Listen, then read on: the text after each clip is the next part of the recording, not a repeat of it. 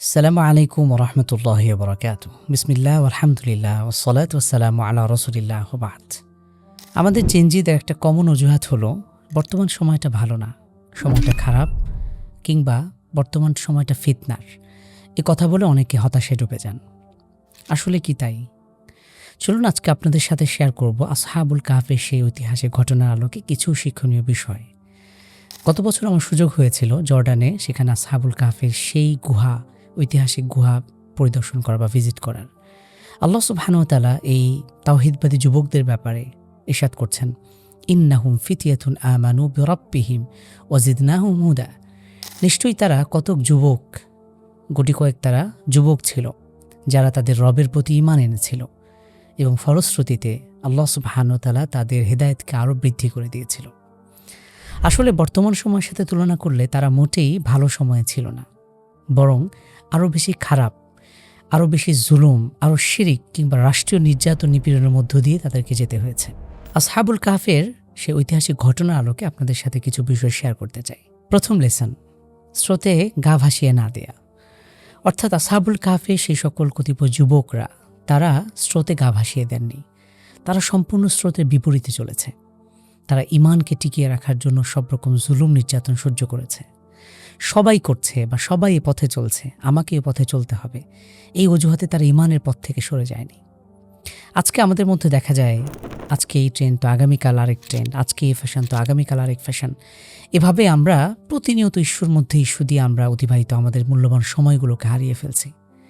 মূলত ঈমানের পথে চলতে গেলে আপনাকে ৮-১০ জনের বিপরীত মতেও আপনাকে চলতে হতে পারে। এই দৃঢ় মানসিকতা যেন আমাদের থাকে। নাম্বার ২, আল্লাহর আনুগত্যের পথে একতাবদ্ধ থাকা।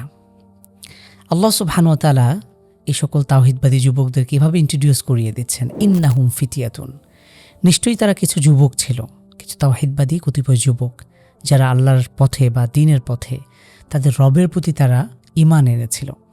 ওয়াজিদনাহুম হুদা, এবং ফলশ্রুতিতে আমি তাদের হেদায়েতকে আরও বেশি বৃদ্ধি করিয়ে দিয়েছি। আমরা দ্বীনের পথে অটল থাকবার জন্য একতাবদ্ধ থাকার যে গুরুত্ব, এটার কথা জানি। আল্লাহ সুবহানাহু ওয়া তাআলা ইরশাদ করেছেন, ওয়াতাসিমু বিহাবলিল্লাহি জামিআন ওয়া লা তাফাররাকু। তোমরা সকলেই আল্লাহর রশ্মিকে, আল্লাহর রজ্জুকে আঁকড়ে ধরো এবং তোমরা পরস্পর বিচ্ছিন্ন হয়ো না। এটি অনেক বেশি গুরুত্বপূর্ণ। প্রিয় দিনী ভাই বোন, আপনাকে যদি প্রশ্ন করি, আপনার সার্কেলে যারা রয়েছে, আপনার ফ্রেন্ড সার্কেল অথবা পরিচিতজন, তাদের মধ্যে কতজন আপনাকে আল্লাহর দ্বীনের পথে চলার ক্ষেত্রে সহযোগিতা করে? কতজন আছে যারা আপনাকে দ্বীনের পথের, সালাতের পথে, ভালো কাজের প্রতি, আল্লাহর দ্বীনের পথে অথবা হারাম কাজ থেকে বেঁচে থাকার প্রতি নসিহা করে? নাকি আপনাকে হারামের পথেই তারা উদ্বুদ্ধ করছে? নাম্বার ৩, দ্বীনের জন্য প্রয়োজনে নির্বাসন গ্রহণ করা। আমরা আসহাবুল কাহফের এই যুবকদের ঘটনায় লক্ষ্য করি, তারা ঈমান বাঁচানোর তাগিদে গুহায় আশ্রয় নিয়েছিল। আল্লাহ সুবহানাহু ওয়া তাআলা এই ব্যাপারে ইরশাদ করছেন, ওয়া ইয ই'তাযালতুমুহুম ওয়া মা ইয়া'বুদুনা ইল্লাল্লাহ ফা'বু ইলাল কাহফ। যারা যখন তাদের সঙ্গ ত্যাগ করেছিল অথবা আল্লাহর বিপরীতে যারা অন্যের ইবাদত করত, তাদেরও সঙ্গ ত্যাগ করলেন, তখন আল্লাহ তাআলা তাদেরকে নির্দেশ দিলেন, ফা'বু ইলাল কাহফ, তোমরা গুহায় আশ্রয় নাও। তারা এভাবে পালিয়ে বাঁচার জন্য অথবা কাপুরুষতার পরিচয় দিতে গিয়ে এমনটা করেন নাই। মূলত তারা ঈমান বাঁচানোর তাগিদে গুহায় আশ্রয় নিয়েছিল। আমাদেরও এরকম মানসিকতা রাখা দরকার। ঈমানকে হেফাজতের জন্য, ঈমান বাঁচানোর তাগিদে যে কোনো পরিস্থিতির মোকাবেলা আমাদেরকে করতে হবে। অত্যন্ত আফসোসের বিষয় হচ্ছে, বর্তমান সময়ে আমাদের অনেক ইউথ, অনেক তরুণ ভাইয়েরা বা বোনেরা স্বপ্ন দেখি যে মুসলিম দেশ ছেড়ে অথবা বাংলাদেশ ছেড়ে যদি পশ্চিমা দেশে পাড়ি জমাতে পারতাম বা সেই দেশগুলোতে যদি সেটেল হতে পারতাম। প্রিয় ভাই এবং বোন, যেখানে ঈমান বাঁচানোর তাগিদে হিজরতের প্রসঙ্গ এসছে, নবী সাল্লাল্লাহু আলাইহি ওয়াসাল্লাম থেকে শুরু করে অসংখ্য সাহাবীরা যারা তাদের ঈমানকে রক্ষার জন্য মক্কা থেকে মদিনা হিজরত করেছে, আরও অসংখ্য জায়গায় হিজরত করেছিলেন তারা। সেখানে আমরা শুধুমাত্র দুনিয়ায় খেয়ে পড়ে বেঁচে থাকার জন্য পশ্চিমা দেশে অথবা কুফফার দেশগুলোতে পাড়ি জমাবো, এটি আসলে বুদ্ধিমানের কাজ নয়। নাম্বার ৪, ফিতনা থেকে বেঁচে থাকার আপ্রাণ চেষ্টা করা। ফিতনা থেকে পালিয়ে বাঁচার জন্য এই আসহাবুল কাহফের যুবকরা তারা শেষ পর্যন্ত গুহায় আশ্রয় নিয়েছিল। ফিতনার সাথে নো কম্প্রোমাইজ মানসিকতা রাখা। বর্তমান সময়ে আমরা বলা যায় ফিতনার সাথেই বসবাস করছি। আমরা ফিতনার আমাদের চারপাশে প্রতিনিয়ত ফিতনার সাথে মোকাবেলা করতে হয়। বলা যায় মাকড়সার জালের মতন আমরা ফিতনার মাঝখানে অবস্থান করছি। আপনাকে এই বক্স থেকে বেরোতে হবে, কিংবা ফিতনা থেকে আপনাকে দূরে সরে যেতে হবে, যেমনটা আসহাবুল কাহফের এই যুবকরা করেছিল। ফিতনার সাথে মোকাবেলার জন্য নো কম্প্রোমাইজ মানসিকতা রাখতে হবে। নাম্বার 5, আল্লাহর সাথে বোঝাপড়া অথবা আল্লাহর সাথে বন্ধুত্বপূর্ণ সম্পর্ক রক্ষা করা। আসহাবুল কাহফের এই যুবকরা তারা আল্লাহর সাথে বোঝাপড়া ঠিক রেখেছিল। তারা আল্লাহর সাথে বন্ধুত্বপূর্ণ সম্পর্ক রক্ষা করেছে, আল্লাহর প্রতি পূর্ণ তাওয়াক্কুল করেছে। ফলে আল্লাহ সুবহানাহু ওয়া তাআলা তাদের পাহারার ব্যবস্থা করেছেন, তাদেরকে প্রোটেক্ট করেছেন। আল্লাহ তাআলা ইরশাদ করেছেন, আলা ইন্না আউলিয়া আল্লাহি লা খাউফুন আলাইহিম ওয়া লাহুম ইয়াহজানুন। যারা আল্লাহর বন্ধু বা আল্লাহর নৈকট্যভাজন যারা, তাদের কোনো ভয় নেই, তাদের দুশ্চিন্তাগ্রস্ত হওয়ার কোনো কারণ নেই। আসলে আমরা আল্লাহর ওলি বলতে বা আল্লাহর বন্ধু বলতে আমরা যেমনটি বুঝি পীর সাহেব বা এমন কিছু, বিষয়টি এরকম নয়। আল্লাহর প্রিয় ভাজন বা আল্লাহর বন্ধু হবার জন্য আল্লাহর যে বিধিবিধানগুলো রয়েছে, ইসলামের যে বিধিবিধানগুলো রয়েছে, এগুলো সঠিকভাবে পালন করাই যথেষ্ট। এটার জন্য আপনাকে কারো পীরের কাছে যাওয়া, বায়াত গ্রহণ করা বা নির্ধারিত তরিকা অবলম্বন করা এটি গুরুত্বপূর্ণ নয় বা এটি জরুরি নয়। ইসলামের সাথে কোনো সম্পর্ক নেই। সর্ব অবস্থায় আল্লাহর প্রতি তাওয়াক্কুল, আল্লাহর যেই বিধিবিধানগুলো রয়েছে, ইসলামের যে দিক নির্দেশনাগুলো রয়েছে, রাসূলুল্লাহ সাল্লাল্লাহু আলাইহি ওয়াসাল্লামের দেখানো পথ রয়েছে, সে পথে চলা একজন মুসলিমের কাজ। 6 নম্বর যে লেসন আমরা পাই, এই যুবকরা তারা শুধু চেষ্টা করেই ক্ষান্ত হননি, তারা আল্লাহ সুবহানাহু ওয়া তাআলার কাছে কায়মনোবাক্যে দোয়া করেছিলেন। বর্তমান সময়ে ইউথ বলতে অনেক বেশি উত্তেজনাপ্রবণ। এখনই অ্যাকশনে যেতে হবে, এখনই এটা করতে হবে, সেটা করতে হবে। আমরা সকল চেষ্টার পাশাপাশি আল্লাহ সুবহানাহু ওয়া তাআলার কাছে দোয়া করা, এটি খুব গুরুত্বপূর্ণ একটি ইবাদত। রাসূলুল্লাহ সাল্লাল্লাহু আলাইহি ওয়াসাল্লাম ইরশাদ করেছেন, আদ-দুআ হুয়াল ইবাদা। দোয়াই একরকম ইবাদত। এবং সব সময় আল্লাহ তাআলার কাছে সাহায্য প্রার্থনা করা, তার কাছে দোয়া করা, কাকুতি মিনতি করা, কায়মনোবাক্যে তার কাছে সব কিছু উপস্থাপন করা, এটি গুরুত্বপূর্ণ বিষয়। আমরা আসহাবুল কাহফের ঘটনায় লক্ষ্য করি, তারা যখন গুহায় আশ্রয় নিল, আল্লাহ তাআলা এই ব্যাপারে ইরশাদ করছেন, ইদ আওয়াল ফিতিয়াতু ইলাল কাহফি ফাকালু রব্বানা। তারা গুহায় আশ্রয় নেওয়ার পরে আল্লাহ তাআলার কাছে কায়মনোবাক্যে দোয়া করলেন, রব্বানা আতিনা মিন লাদুনকা রাহমা। হে আমাদের রব, আপনি আমাদেরকে রহমত করুন। ওয়াহাইয়্যি লানা মিন আমরিনা রশাদা। এবং আমাদের কার্যক্রমকে, আমাদের কর্মকাণ্ডগুলোকে সঠিক করে দিন। তার মানে আমাদেরকে সর্বাবস্থায় আল্লাহ সুবহানাহু ওয়া তাআলার কাছে অনেক বেশি দোয়া করতে হবে।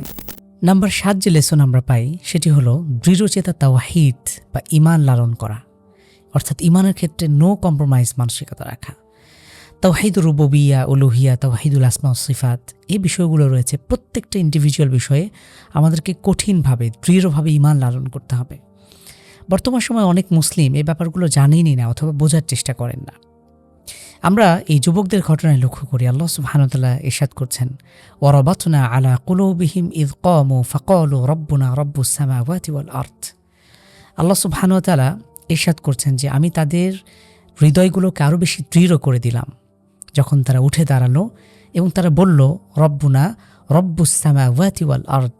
আমাদের রব, তিনি পুরো আসমান জমিনের প্রতিপালক। এভাবে তারা আল্লাহর বরত্ব মহত্বকে ঘোষণা দিয়েছে। ফলশ্রুতিতে আল্লাহ সুবহানাহু ওয়া তাআলা তাদের ঈমানকে আরও বেশি দৃঢ় বানিয়েছেন। ঈমানের ক্ষেত্রে আপনাকে যে কোনোভাবে অবস্থান পরিষ্কার থাকতে হবে।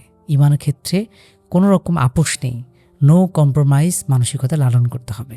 সর্বশেষ যে লেসনটি আপনাদের সাথে শেয়ার করতে চাই, সেটি হলো দ্বীনের পথে চলতে গিয়ে ইস্তিকামত থাকা, অটল অবিচল থাকা, এটি অত্যন্ত গুরুত্বপূর্ণ। আসহাবুল কাহফের এই যুবকরা, তাদের উপরে চাপ এসেছিল, জুলুম এসেছিল, নির্যাতন নিপীড়নের মধ্য দিয়ে যেতে হয়েছে। রাষ্ট্রীয় পর্যায় থেকেও তাদের উপরে এই জুলুম নির্যাতন এসছে, কিন্তু তারা ঈমানের পথ থেকে পিছু পা হননি। অর্থাৎ দ্বীনের উপরে যে কোনোভাবে আমাদেরকে অটল অবিচল থাকতে হবে এবং আল্লাহ সুবহানাহু ওয়া তাআলার কাছে সর্বাবস্থায় দোয়া করতে হবে। প্রিয় ভাই এবং বোন, আপনি একটাবার চিন্তা করুন, সেই পরিস্থিতির সাথে আজকের পরিস্থিতি মিলিয়ে দেখুন। তারা কোনো অংশে আমাদের থেকে ভালো পরিস্থিতিতে ছিল না, পরে অনেক বেশি প্রতিকূলতার মধ্য দিয়েই গিয়েছে, কিন্তু তারা দ্বীনের ক্ষেত্রে কোনো রকম কম্প্রোমাইজ করেন নাই। তারা দ্বীনের পথে অটল অবিচল ছিল। আল্লাহ সুবহানাহু ওয়া তাআলা আমাদেরকে দ্বীনের উপরে অটল অবিচল থাকার তৌফিক দান করুন। প্রিয় দ্বীনী ভাই এবং বোন, চলছে রমাদান মাস। এটি শুধু না খেয়ে থাকার নামই নয়। রমাদান মাস সংযমের মাস, সহমর্মিতার মাস। রমাদান মাস নতুন করে জেগে ওঠার, নতুন করে দ্বীনের পথে অগ্রগামী হওয়ার, দ্বীনের পথে অটল অবিচল থাকার, ফিতনা থেকে বেঁচে থাকার সর্বাত্মক চেষ্টা আমাদের করা উচিত।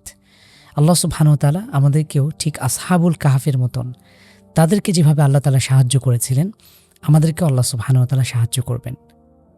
আল্লাহ তাআলা ইরশাদ করেছেন, ওয়াজিদনাহুম হুদা।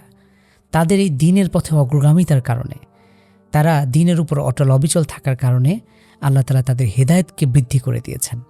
আল্লাহ সুবহানাহু ওয়া তাআলা আমাদেরকেও দ্বীনের পথে অগ্রগামী হবার তৌফিক দান করুন। জাযাকুমুল্লাহ খাইর। আসসালামু আলাইকুম ওয়া রাহমাতুল্লাহি ওয়া বারাকাতুহু। প্রিয় মুসলিম দিনী ভাই এবং বোন, বর্তমানে আমরা চরম ফিতনাময় পরিস্থিতিতে বসবাস করছি। আমাদের চারপাশে ফিতনার হাতছানি এবং চারপাশে এমনভাবে ফিতনা আষ্টেপৃষ্ঠে জড়িয়ে আছে যেন মাকড়সা জালের মতন। এমনই এক পরিস্থিতিতে আমরা যাত্রা শুরু করেছিলাম ইসলাম জোনের। আলহামদুলিল্লাহ, বিগত কয়েক বছরে আপনাদের ভালোবাসা সহযোগিতার মাধ্যমেই আমরা এই পর্যন্ত আসতে পেরেছি। ফালিল্লাহিল হামদ। প্রিয় দর্শক শ্রোতা, দিনী ভাই এবং বোন, আমরা যদি আমাদের এই স্বপ্নময় পথযাত্রা অব্যাহত রাখতে চাই এবং আমরা যদি আমাদের গন্তব্যে পৌঁছতে চাই, ইসলাম জোন যে লক্ষ্য এবং উদ্দেশ্য নিয়ে যাত্রা শুরু হয়েছিল, আমাদের তারুণ্যের কাছে, বাংলা ভাষাভাষী মানুষের কাছে ইসলামের বার্তাকে পৌঁছে দেওয়ার লক্ষ্যে, ইসলামের সৌন্দর্যকে পৌঁছে দেওয়ার লক্ষ্যে আপনাদের একান্ত সহযোগিতা এখন প্রয়োজন। আলহামদুলিল্লাহ, সুযোগ এসেছে আমাদের এই দাওয়াতি কাজে সহযোগী হবার। আপনিও চাইলে আমাদের সহযোগী হতে পারেন। আপনি নানাভাবে আমাদেরকে সহযোগিতা করতে পারেন। প্রথমত, আল্লাহ সুবহানাহু ওয়া তাআলার কাছে আমরা দোয়া কামনা করি আল্লাহ সুবহানাহু ওয়া তাআলা যেন আমাদের এই স্বপ্নগুলোকে কবুল করেন এবং বাংলা ভাষাভাষী ৩০ কোটি মানুষের কাছে ইসলামের এই দাওয়াকে পৌঁছে দেওয়ার তৌফিক দান করেন। বিশেষত ইসলাম জোন যারা তরুণ আছে, জেনারেল পড়ুয়া দিনী ভাই বোন, তাদের কাছে ইসলামের বার্তাকে পৌঁছে দেওয়ার লক্ষ্যেই কাজ করছে। আপনি যে কোনোভাবে আমাদের পাশে এসে দাঁড়াতে পারেন। বিশেষভাবে আমরা কামনা করছি আমাদের এই যাত্রাকে অব্যাহত রাখার জন্য অর্থনৈতিক সহযোগিতা বিশেষভাবে প্রয়োজন। প্রিয় দিনী ভাই এবং বোন, আপনি যদি আমাদের পাশে থাকতে চান তাহলে নিচে দেওয়া লিঙ্ক থেকে অথবা সরাসরি অ্যাকাউন্টের মাধ্যমে ডোনেট করতে পারেন। জাযাকুমুল্লাহ খাইর। ওয়াসসালামু আলাইকুম ওয়া রাহমাতুল্লাহি ওয়া বারাকাতুহু।